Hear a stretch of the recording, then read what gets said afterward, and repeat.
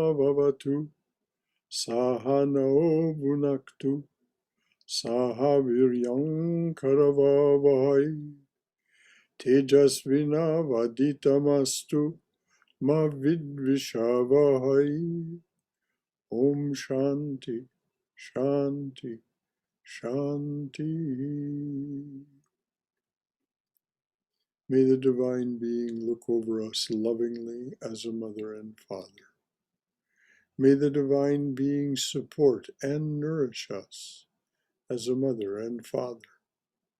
May we have the strength and skill to study together the art of spirituality. May no misunderstandings arise amongst us. Om, peace, peace. Peace be unto us and to all beloved beings everywhere.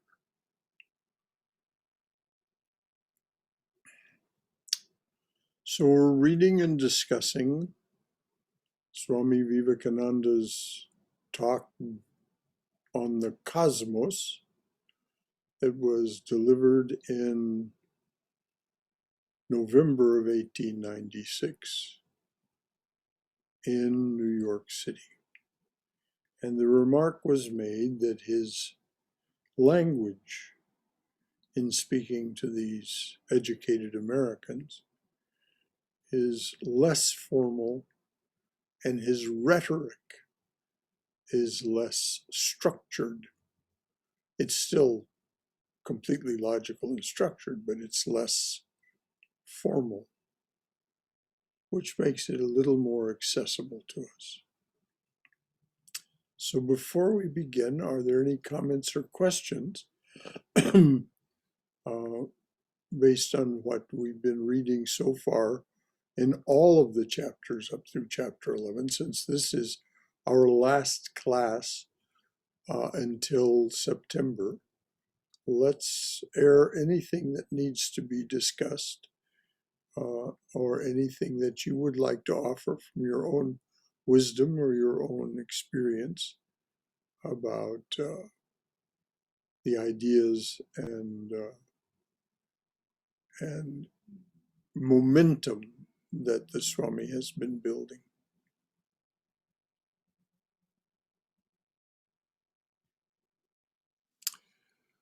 Okay, the Swami has been in this, as we might expect, given that the topic is the cosmos, he's been talking about concepts that were prevalent in the time that we know as physics, astrophysics and physics. And one of the principles that had been discovered in Swami's time recently were the laws of thermodynamics. This is as a result of people studying what is it that's happening when a steam engine operates. And they discovered that heat naturally moves from a hotter place to a cooler place.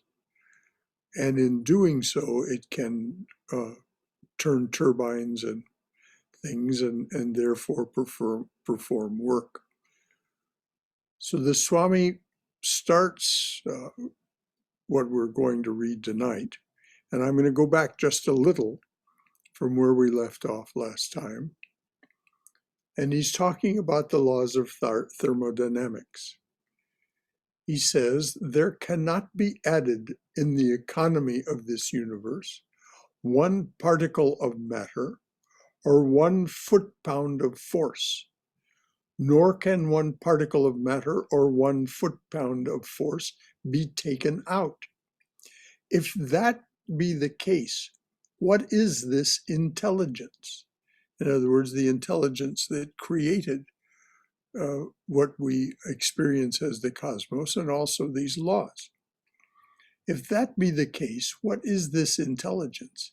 If it was not present in the protoplasm, it must have come all of a sudden, something coming out of nothing, which is absurd, which is also one of the ideas that had been overthrown in physics and science at the time. That there was the idea that something could come out of nothing. It therefore follows absolutely that the perfect man, the free man, the God man who has gone beyond the laws of nature and transcended everything, who has no more to go through the process of evolution through birth and death. That man, called the Christ man by the Christians, and the Buddha man by the Buddhists, and the free by the yogis, that perfect man who is at one end of the chain of evolution was involved in the cell of, was involved. In other words, everything about that was present in the cell, the single cell of the protoplasm, which is at the other end of the same chain. So before we go on to reading ahead now, are there any questions or comments about what the Swami has said about the laws of thermodynamics? They're just as true now, though they have been expanded upon and more things have been found out that apply to these things, particularly about the nature of gravity and time. But the fact is that everything that the Swami said here remains true as far as the scientists are concerned. So is there anything that anyone would like to add or ask? Yes, Brother Shankara, I have a question. Yes, dear. So the Christ man or the Buddha man, they were all at one point involved in the protoplasm. Then they evolved, and they realized, and then they involved again. So will No. there be another Buddha from the same protoplasm, or?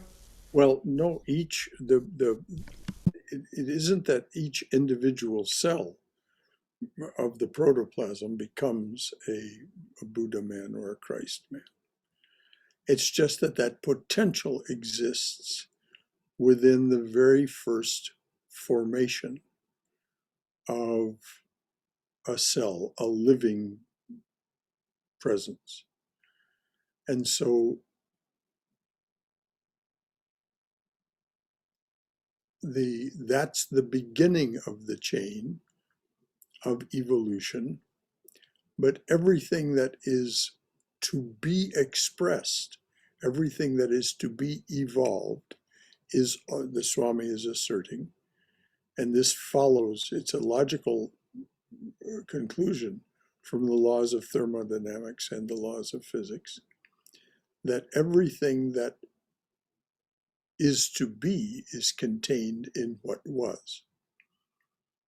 So each of us, according to the Swami, each of us as an individual jiva, as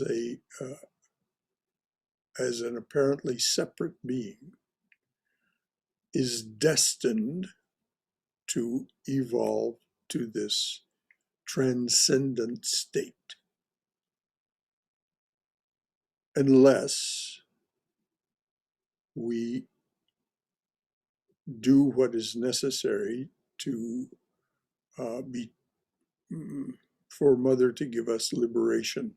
Mother being the energy and power of the universe, expressed as the divine feminine. Some don't have to go through all the way to this fully evolved state. And that is another mystery that is not specifically addressed here in what the Swami is saying, and is one of the most difficult things to grasp in the scriptures about the Divine Mother.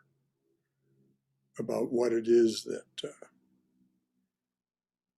causes her to turn that key in that lock and liberate a particular person from having to go on to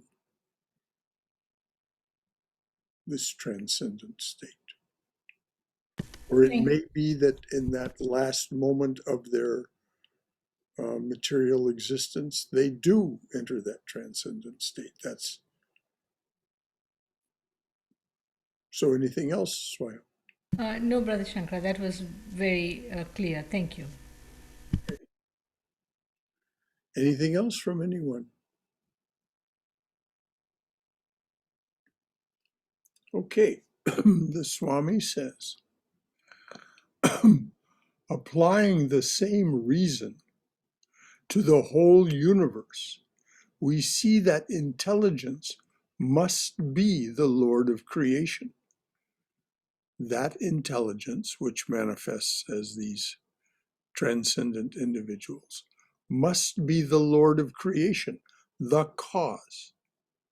What is the most evolved motion that man, what is the most evolved notion? I'm sorry. What is the most evolved notion that man has of this universe? It is intelligence, the adjustment of part to part, the display of intelligence, of which the ancient design theory was an attempt at expression. The beginning was, therefore, intelligence. At the beginning, that intelligence becomes involved. In other words, as soon as there is manifestation, as soon as there is any manifestation of what we think of as universe, that intelligence is present in that act of creation and will evolve from that state. And in this, modern science and the Swami completely agree, although they don't call it, well, only a few of them call it intelligence or consciousness. At the beginning, that intelligence becomes involved, and in the end, that intelligence gets evolved. The sum total of the intelligence displayed in the universe must therefore be the involved universal intelligence unfolding itself.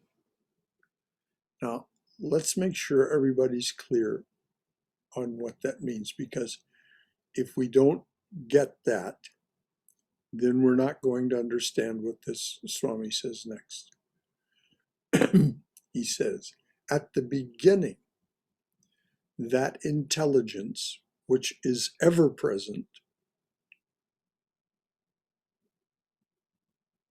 a name for it is Brahman, is in its unmanifest state, it is called Brahman. When it becomes manifest, that intelligence, Satchidananda, is known as Shakti or Prakriti or Maya.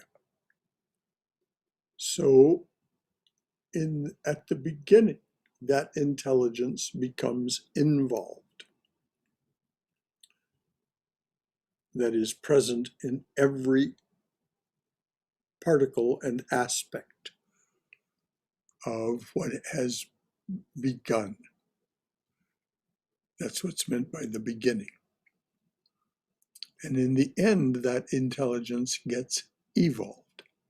The sum total of the intelligence displayed in the universe must therefore be the involved universal intelligence unfolding itself.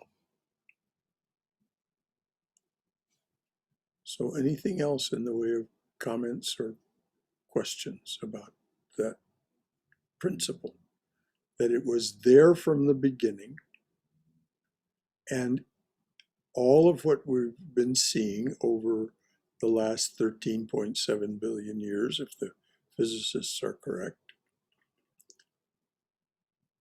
all that we've been seeing is that intelligence becoming evolved into ever higher forms of creation. For example, we, each of us jivas, each of us living, breathing creatures here, is made of stardust. There was no possibility of human beings in the very early universe because the heavy elements of which we are made were not present.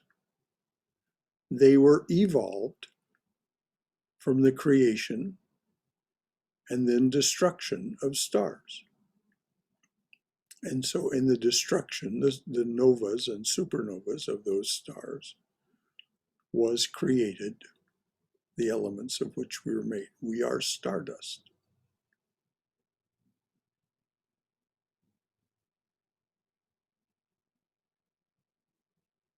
And so that has been going on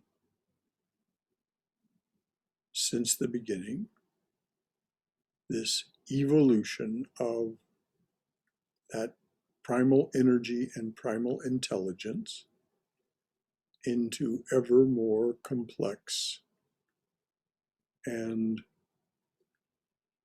capable forms.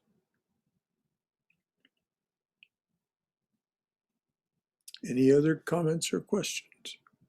Brother Shankara, I want to clarify this.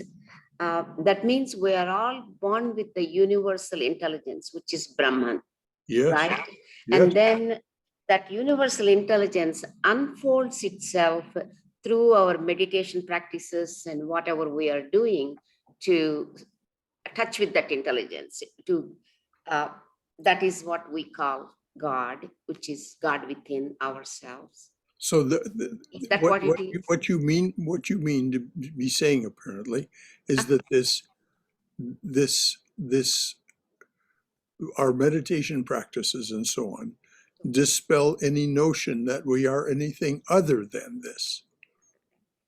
We come to know, not know in an intellectual sense, but know in an experiential, empirical sense, that we are that divine energy and that divine intelligence. Yes. Okay. I just wanted to clarify that. That's what I thought. Which Exactly. is known as Atman. Brahman. Right. And Brahman. But these are just convenient terms to use. Sure. It's something to be known, and in knowing it, it becomes nameless. We know, we go beyond name and form. We feel it. We experience it. Experience it. We experience it. Thank you, Brother Shankara. That's what I wanted to clarify. Thank you so much. Mm-hmm. Anything else from anyone? Yeah, well, are you saying that matter itself has evolved? Absolutely. When manifestation first occurred, and this is both Vedic wisdom and the wisdom of astrophysics, there was no matter. It was simply an incredible hot state of existence called plasma. There was no thing in plasma. It's just vibration at an incredibly high rate, both high in terms of amplitude and in terms of, in other words, loudness, so to speak, and frequency, the rate at which it's vibrating. So this is why it's characterized as an explosion, the Big Bang. So there was no matter over apparently something like 500,000 years, the first matter began to appear. This was in the form of hydrogen atoms, which are an electron and a proton, an electron and a proton. That's it. The simplest form of matter is a hydrogen atom. These clouds, these great clouds of hydrogen that were condensing from this plasma as it cooled, became the first stars. Our star is hydrogen, primarily hydrogen. Through its thermonuclear reaction, it is creating helium and the other heavier elements, and at some point it will disperse those. Although our star is apparently not going to explode, it will become a red giant. This is what the theory is. But there was no matter. Then matter began to form. First, as this hydrogen pulled together by the force of gravity, over millions and millions of years, stars formed, went through their life cycle and exploded. And out of this came what we call stardust, which is the heavier elements. And the whole periodic table, the whole roster of elements was created by this process of stars forming and destroying themselves. Some of them become neutron stars. And it is in the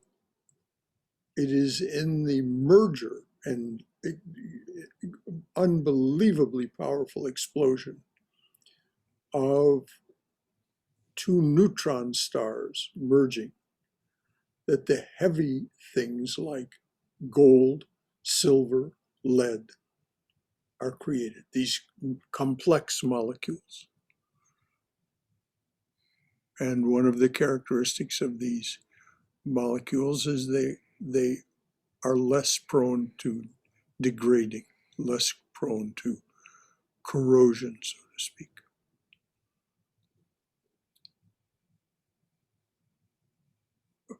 I think the heaviest element that exists in a human being, I may be wrong about this, but I think the heaviest element is iron, which is constantly rusting in us.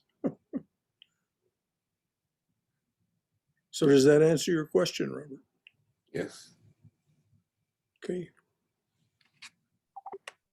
We are stardust. We are the matter created by stars.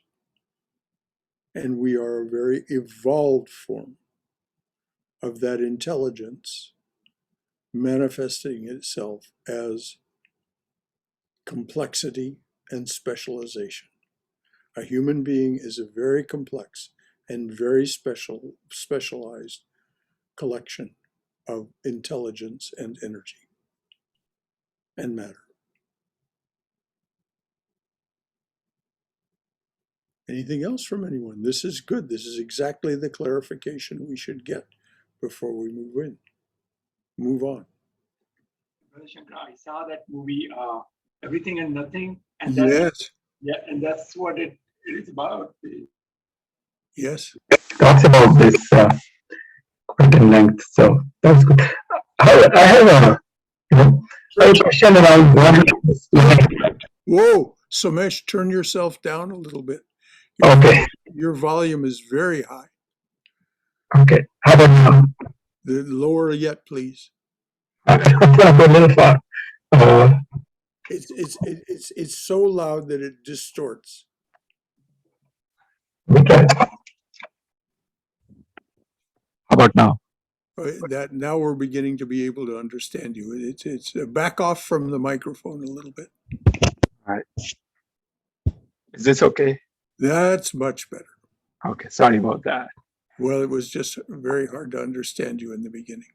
Mhm. So yes, that movie Everything and Nothing is exactly about this. Yes, that was perfect. That the first matter was hydrogen, and what you said, they said there is always like some microwaves are always present, no matter what they did, they are still present, and whatever they did, they could not get rid of this. They could always, even now, they can feel that in the atmosphere it is there. Well, that's exactly right. And that's because just what the Swami said earlier. No foot-pound of energy is lost. No ounce of matter is lost or gained. There, it is one of the finite aspects of universe, is that there's a finite amount of energy and a finite amount of matter. They can interchange in infinite numbers of combinations. Energy can become matter in an infinite number of combinations, and then matter returns to energy in its various forms. Vibration, it's all vibration, Yeah. one form or another. So, Brother Shankar, this one line, the sum total of the intelligence displayed in the universe must therefore be the involved universe intelligence unfolding itself. So, are we talking about like, isn't it that, okay, whatever was vibration and whatever got converted to matter is what is unfolded to us, and it, it remains sum total of whatever is unfolded is the universe and nothing beyond. Like, or it is just talking about human lives. Human beings are part of this process of evolution.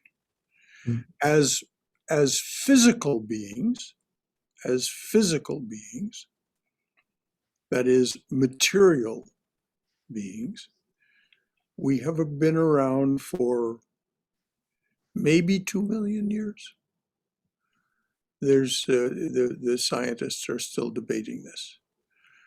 As subtle beings, we were around for a long time before that. This is what is gestured to both in the Vedas and in the Garden of Eden story.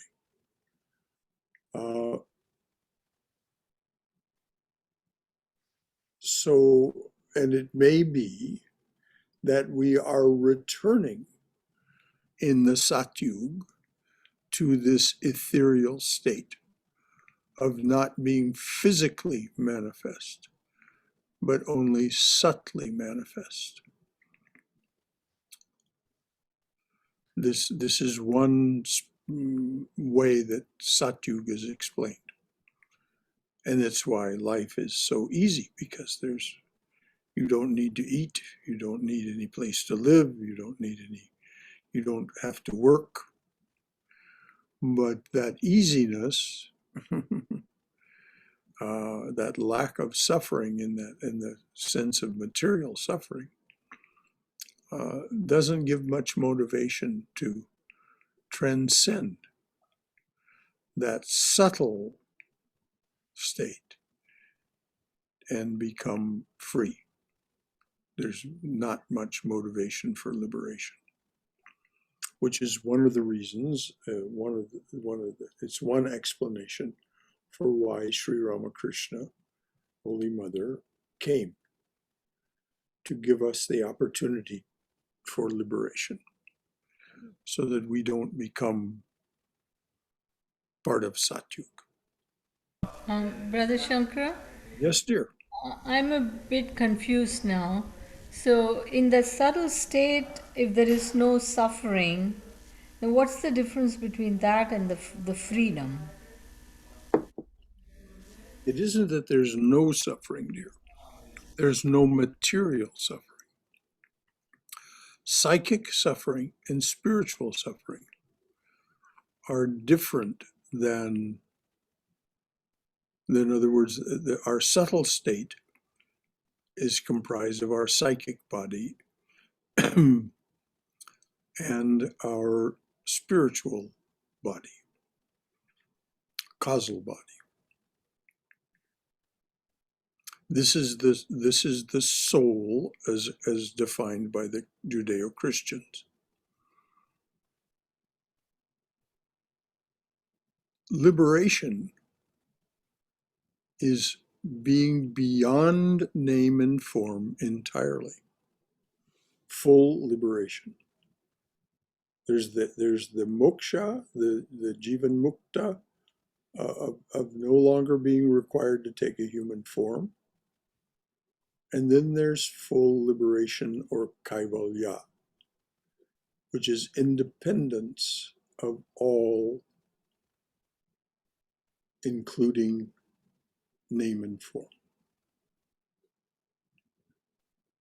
And of course, that cannot be grasped by the finite mind, because you have become one with infinitude.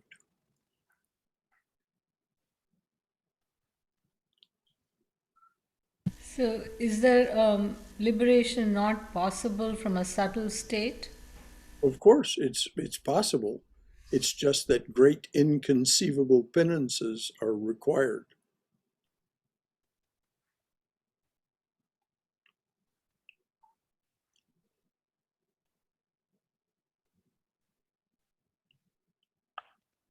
But this is explained in the Chandi. Not gone into in any great depth, but it's explained. Great inconceivable penances are required for your realization, Devi, that is to say, to become one with you.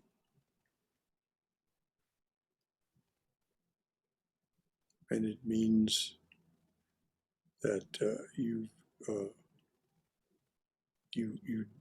desire this above all else. Your senses, in this case, subtle senses,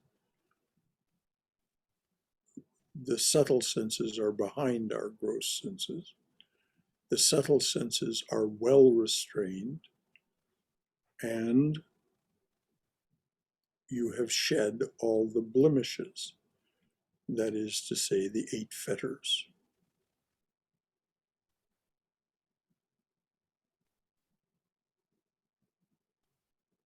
Does that clarify it?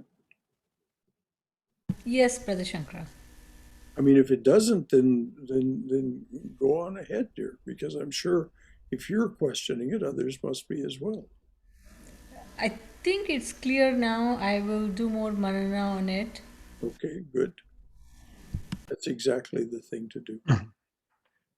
Well, Shankar, I have.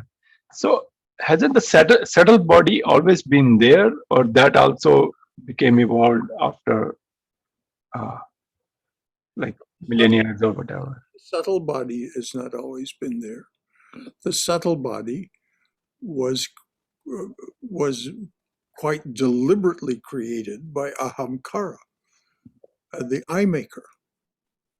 This is what's defined in Sankhya as creating the mind and the 5 organs of perception and the 5 organs of action. These are created first in subtle form of the subtle elements, and then they take, as in a process of evolution, they take gross form. And this is what the Swami has called, in earlier talks, the degeneration of human beings from their subtle or ethereal form. And it's what's described, apparently, in the so-called fall of man in the Garden of Eden story.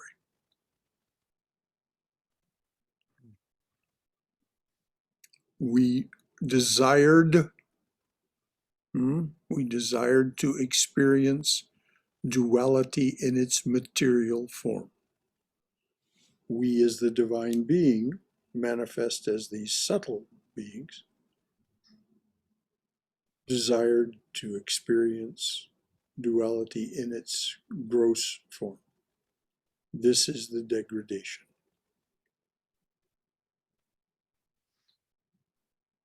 So subtle body came from that desire, and then it evolved. Like as it evolved, same time the physical bodies evolved, and then they combined.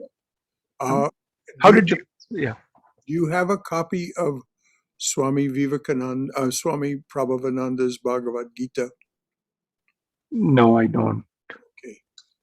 Lay hands on that Hmm. and read the appendix at the back called The Cosmology of the Gita. Then, after you've read that, read Aldous Huxley's introduction to the book. Those two things will give you a very good grasp of this descent of spirit into matter. The progression in Samkhya is from, now, this is also called the dawning of the day of Brahma, and other things in Vedic literature. But according to Kapila's Sankhya, they're out of a completely inscrutable, unknowable motivation. There is the great cause. The great cause is the dawn of manifestation. Out of that great cause is first born buddhi. Buddhi is the ability to discern one thing from another. We have that in ourselves. We call it the intellect or our conscience. Out of this, then, the cosmic intelligence said, what is it that can tell one thing from another? And so the idea of I came into being, ahamkara, the I maker. But there's only one. There's only one buddhi. There's only one ahamkara. Those attributes are reflected in us in this action and experience suit, both its subtle form and its gross form. Ahamkara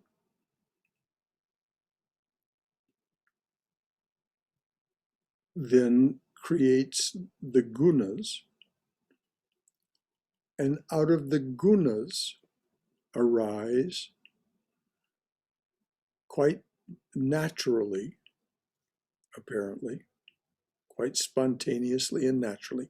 In other words, it was already involved and is evolving spontaneously and naturally. The potential was already there into mind. Well, first into the 5 subtle elements, and then out of the 5 subtle elements is made the subtle mind and the subtle organs of perception and the subtle organs of action. This we think of as the psychic realm. This is what is attained to by yogis as they practice concentration and meditation. They learn that exists in them as a reality, and that it is a higher form of being with greater abilities.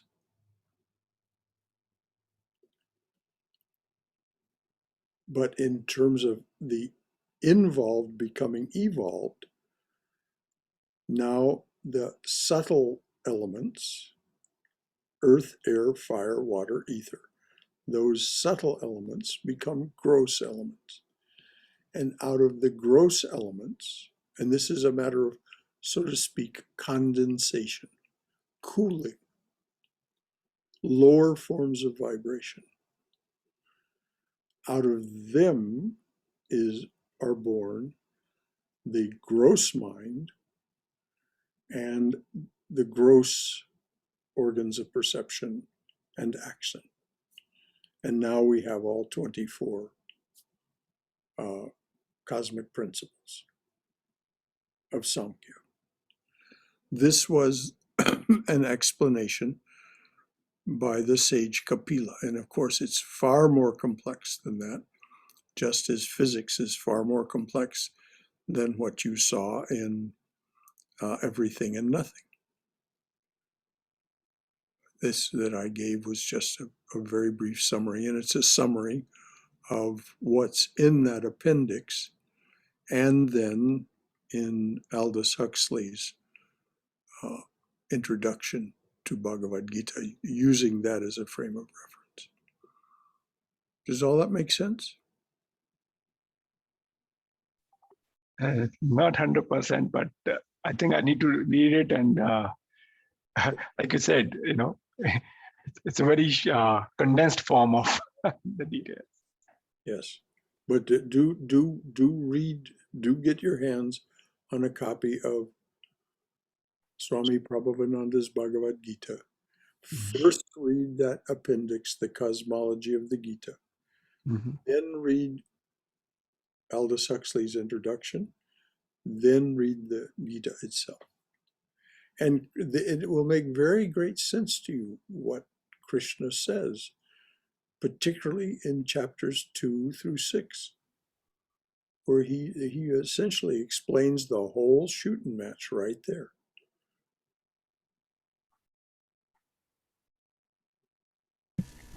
Brother Shankara, Yes, dear.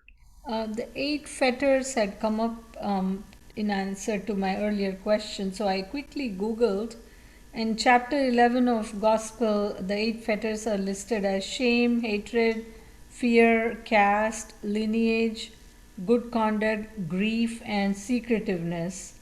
And it says that they cannot be unfastened without the help of a guru.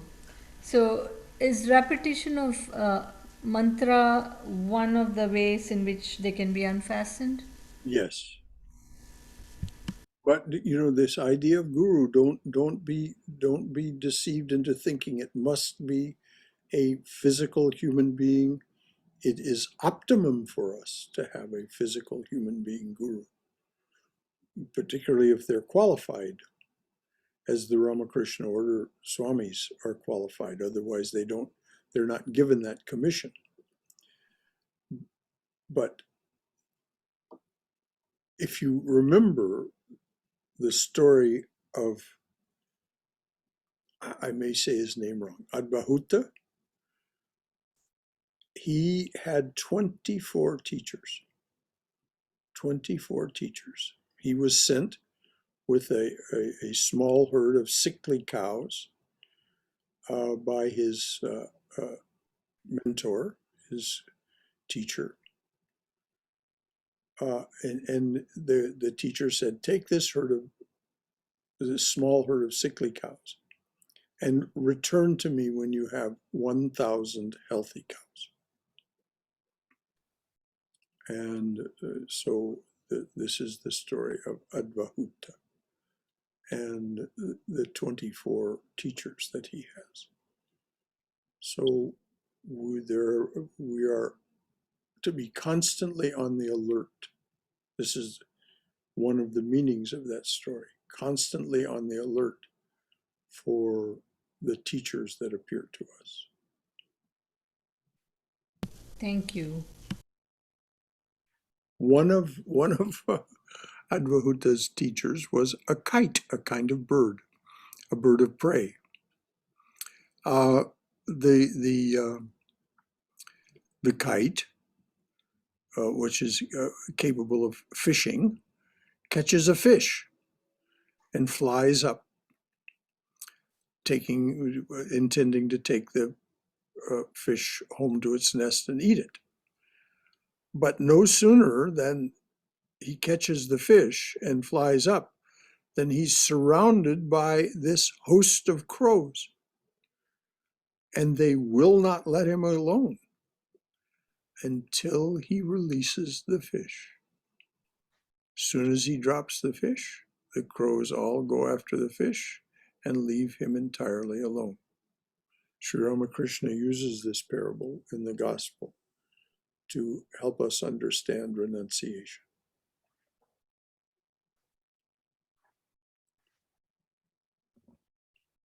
The power of renunciation. Thank you, Brother Shankar.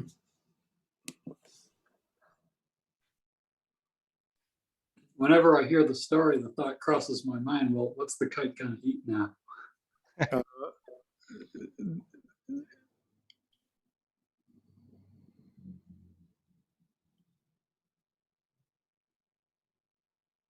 The way the rest of that line of thought unfolds, Brahmadas, is that the kite depends on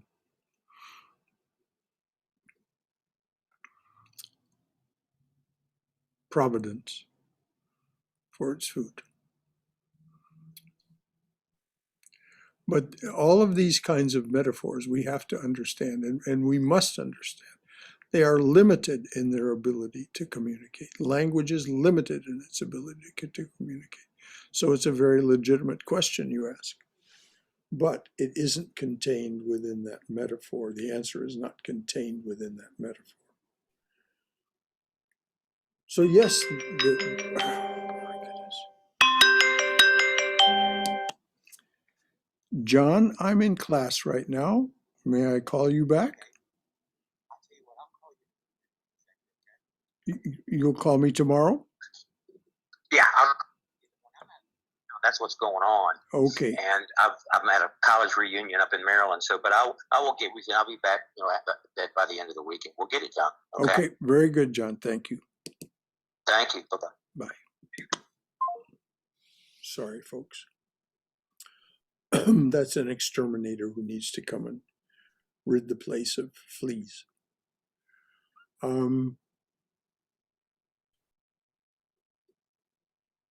So anything else before we read on?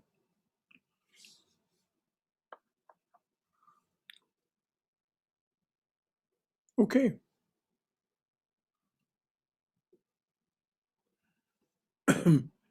The universal intelligence is what we call God. Call it by any other name. It is absolutely certain that in the beginning there is that infinite cosmic intelligence. In the beginning, this cosmic intelligence gets involved and it manifests, evolves itself until it becomes the perfect man, the Christ man, the Buddha man. Then it goes back to its own source. That is to say, it no longer needs to take name and form. It has achieved everything that it was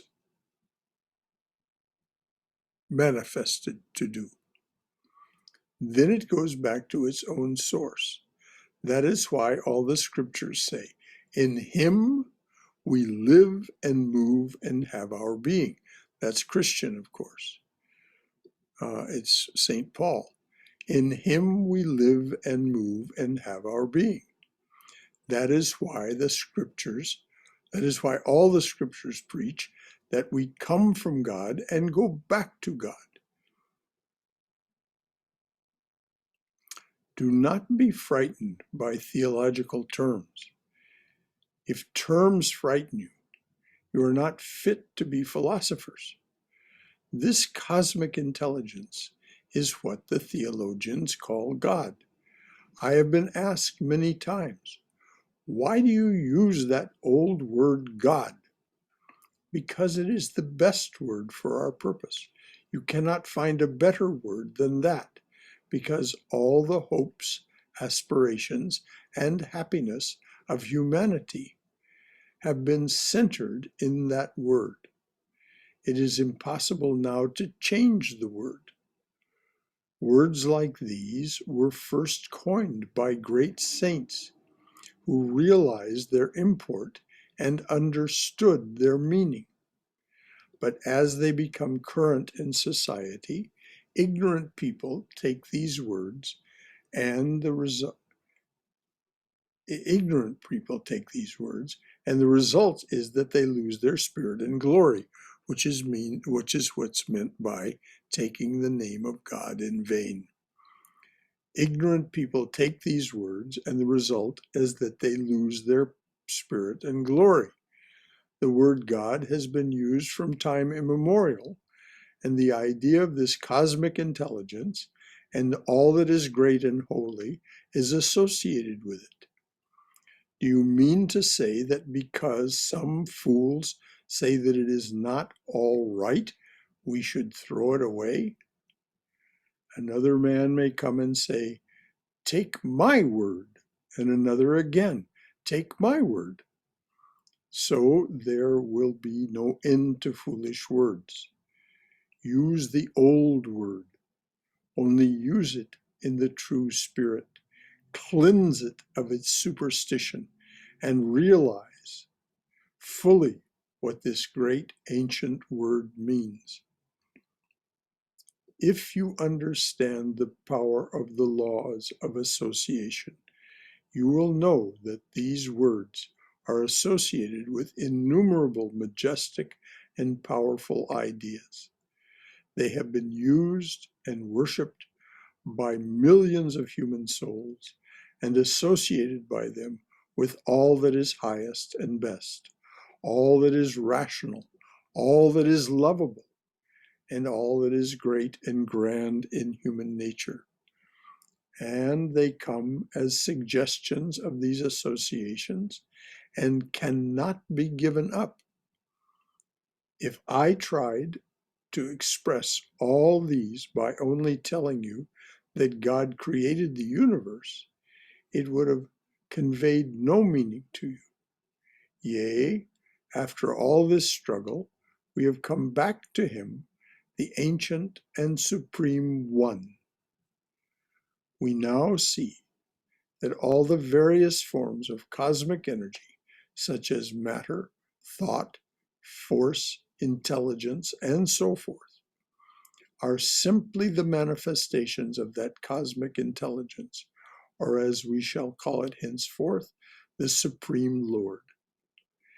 Everything that you see, feel, or hear, wait a minute, let's make sure we understand what he's saying.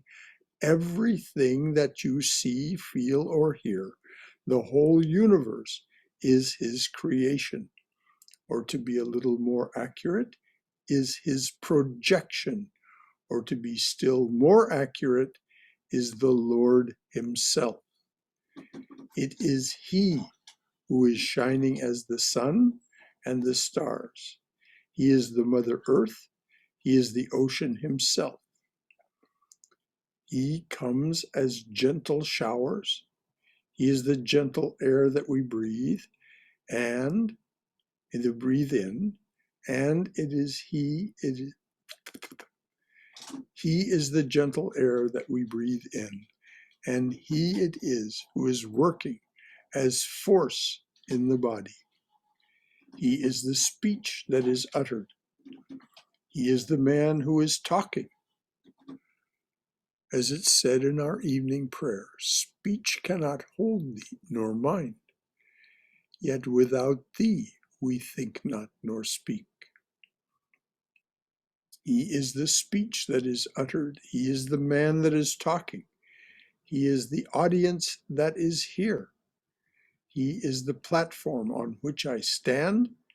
He is the light that enables me to see your faces. It is all He. He Himself is both the material and the efficient cause of this universe, and it is He that gets involved in the minute cell and evolves at the other end and becomes God again. He it is that comes down and becomes the lowest atom, and slowly unfolding his nature, rejoins himself. This is the mystery of the universe. And then there's a quote from the Svetasvatara Upanishad. Thou art the man, thou art the woman. Thou art the strong man walking in the pride of youth. Thou art the old man tottering on crutches. Thou art everything. Thou art everything, O Lord.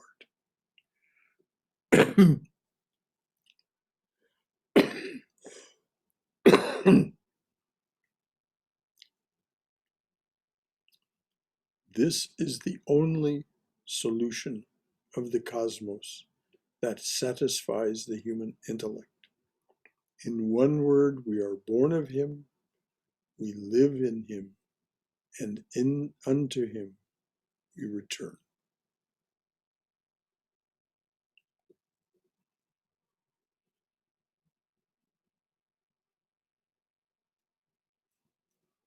So I'm going to read this again from this line. Everything that you see, feel, or hear, the whole universe is his creation, or to be a little more accurate, is his projection, or to be still more accurate, is the Lord himself. It is he who is shining as the sun and the stars. He is the Mother Earth. He is the ocean himself. He comes as gentle showers. He is the gentle air that we breathe in, and he it is who is working as force in the body. He is the speech that is uttered. He is the man who is talking. He is the audience that is here. He is the platform on which I stand. He is the light that enables me to see your faces. It is all he. He himself is born, he himself is both the material and the efficient cause of this universe, which means the subtle and the gross. He is both the efficient cause of this universe and the material cause. And it is he that gets involved in the minute cell and evolves at the other end and becomes God again. He it is that comes down and becomes the lowest atom, and slowly unfolding his nature, rejoins himself. This is the mystery of the universe. Quote, thou art the man, thou art the woman. Thou art the strong man walking in the pride of youth. Thou art the old man tottering on crutches. Thou art everything. Thou art everything, O Lord. That particular section of the Svetasvatara goes on for a number of more sentences than that. He just leaves it at that. This is the only solution of the cosmos that satisfies the human intellect. In one word, we are born of him, we live in him, and unto him we return.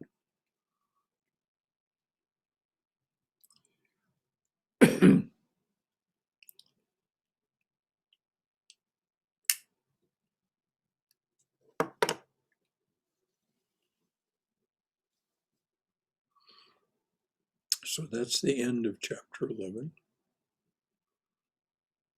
Is there anything to add from your own wisdom or experience?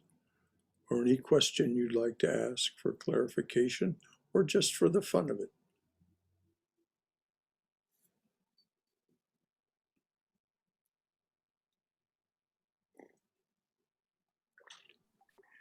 When you say just for the fun of it, so it's a thought that came into my mind just now, that it is like,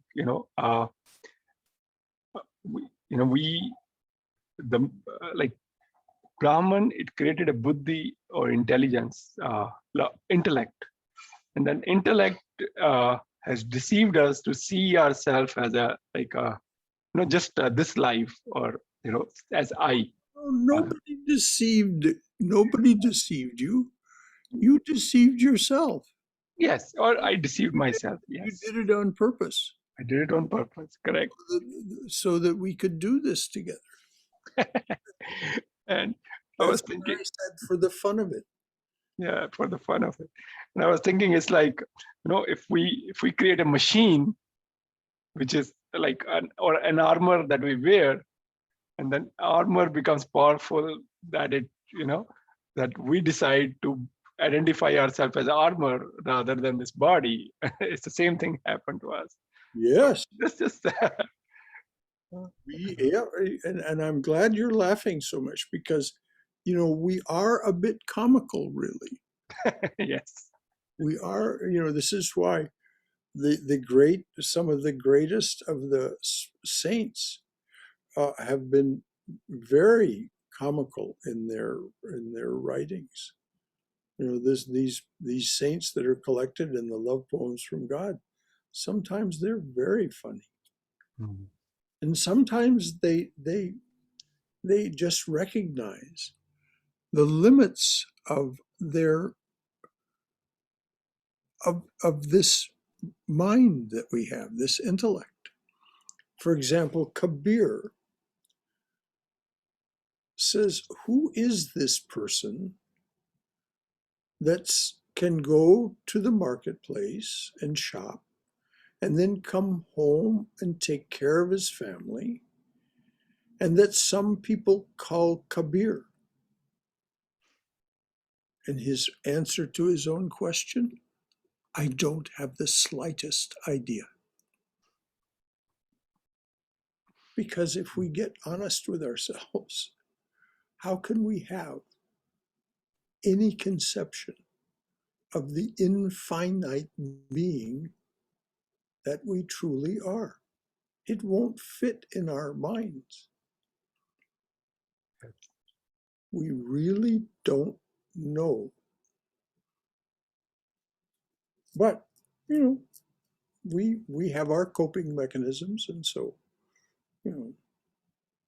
certain things will happen before I go to bed tonight, and then certain things will happen when I get up in the morning. But if I allow myself to be in that frame of mind, I can see it both as dreamlike and somewhat comical.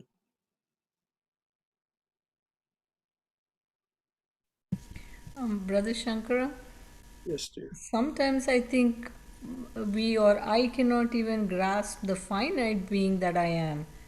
I mean, I'm this one day and I'm that another day, and I'm pleasant one moment and I'm angry the next moment. I just don't know who I am. Well, exactly, dear. Exactly. And why did the Buddha tell us that is?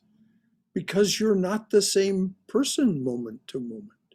You, like the universe, are constantly in the process of change. And so, and the expression of this in Sankhya philosophy is the effect of the gunas on us. The gunas on our mental impressions, our samskaras and vasanas. So this is why we should not cling to anything.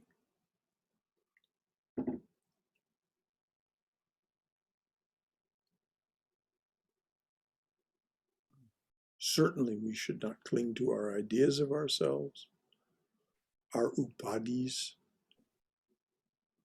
and we should not cling to our possessions, our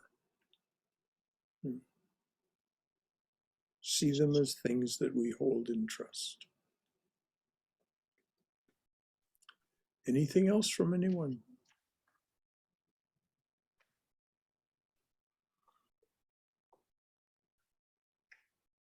Haima, what is the title of chapter 12? Next chapter is the cosmos, the microcosm. We finished the macrocosm. Now we are going to microcosm. Right. So that'd be very interesting in September. Yes, I that would, we'll take and- up on yeah, September this 6th, 7th, 8th, September 9th, I believe. September 9th, we will be returning, Brother Shankara. I believe, Out- that's okay. the first Wednesday. Yeah. We get together. Yeah, Yes. I may be wrong about that. I just have one comment I was going to make. The cosmology is so complex to understand. But when we stick to the word, we are born of him, live in him, and unto him we are returned. And that just makes pure sense to me. That's enough to me to understand and live by. The rest of the, I was watching everything and anything. It just went above my head. I was like, I need to watch it 3-4 times, this same thing to understand. Everything. It was, Well, you know, this is the thing, and since 2016, when that was produced, yeah, there has come even more forcefully into the world yes, two new ideas, or two aspects of one idea, that what we already know about as scientists, physicists, and so on, represents only about 5% of the universe. oh my God. That there is a Oh, whole Lord. there is a whole other realm that they refer to as the dark realm, dark energy, dark matter. That is to say, we don't seem to have any idea how to interact with it. Yeah. Well, I think not understanding this cosmic intelligence in this world, people debate about God. Many people have different opinions about God and divine power. I see that. I see why it is so complex and it's so debatable issue for many, many folks. But the truth is, in one word, we are born of him, live in him, and unto him we return. I think that makes pure sense to me. That's enough for me to hold on to. yes, and if Right. we hold on to that, That's right. meditate on it, And that makes sense. That then purely makes it sense. holds itself for us. Yes, It evolves. We evolve to a higher exactly. being Exactly. that is less gross and more transcendental and more transcendental and more transcendental. Thank you, Brother Shankara. You have a So wonderful month of August. I think if I said that the first Sunday in September is the 6th, Sunday. then the Wednesday after that would be the 9th, which means that the first Wednesday in September would be September 2nd. Has anybody got a calendar? Actually, September 1st is Wednesday. That should be our Jnana Yoga. Well, September 1st is Wednesday. so we'll start this class again on September 1st. September 1st, the microcosm. Okay. Sounds super. That'll be very interesting. Thank you so much. And you have a wonderful month of August vacation. And we will see you on Yes. September 1st. Anything else from anyone? Just Brother Shankar, I was looking at where else it is available. Southern California is open, but the timings are not best suitable for me. So I looked at New York, that is also closed in the month of August. So there's a Florida one that has, they are on YouTube. prayed out of that. So I don't know if there will be Well, you option to look speak. around. If you look around, you'll find that there's. Yes. So that, Well, Southern California posts their stuff up on YouTube. You can watch it anytime. yes, so that I can do. I was looking more of interactive session than just Yeah. listen. Well, they're just keep prowling around. You'll find some good stuff. Absolutely. There is one brother Shankara, it's Swami Prabhupada's Bhagavad Gita's lectures going on every Sunday morning. I think Saturday morning, I've been listening to. Is that from All Swami Prabhupada, he wrote a big Bhagavad Gita book, which I have. That's Virginia, West Virginia, or somewhere. There is a center, Hare Krishna Center. That's where there is a couple. Prabhupada, that fellow? He's not a Swami, so he's not Okay. Swami Prabhupada. It's Yes. he's just the fellow who started ISKCON. It's gone. ISKCON, yes. Yeah, I think that group is conducting some 18 chapters of Bhagavad Gita. So, Mesh, if you want to listen. Have to be careful Yes. about listening to the talks from ISKCON. I see. Because they are, this is not an objection to them, but from our perspective, they're very narrow Vaishnavas. And their idea is it's Krishna, Krishna, only Krishna. And that if you do not accept Krishna as your personal, I'll use the Christian word, savior. Okay. And this is the point of view from which Prabhupada wrote that Bhagavad Gita. Yes. Okay. Thank you. Thank you for telling us. That's Yeah, good. I was given that translation of Bhagavad Gita. It's called Bhagavad Gita as it is. And I showed it to Swami Atmajnanananda, who told me no, it probably isn't worth reading. Read something else. Yeah, it's not. It's a very limiting view of spirituality. Yeah. I'm not saying they're bad people. I'm not saying that we have any objection to them, but I'm just saying from the perspective of this congregation, it's a very different way of seeing. Yes. Anything else from anyone? All right, dears, as Haima pointed out to us, the first Wednesday in September is the 1st. Yes. So we will see you then on September 1st. So let me just close with this. Let there be peace in outer space. Let there be peace in the sky, on the earth, and in the waters. Let there be peace in the herbs, the plants, and the trees. May the gods be peaceful. May the whole universe be pervaded by peace.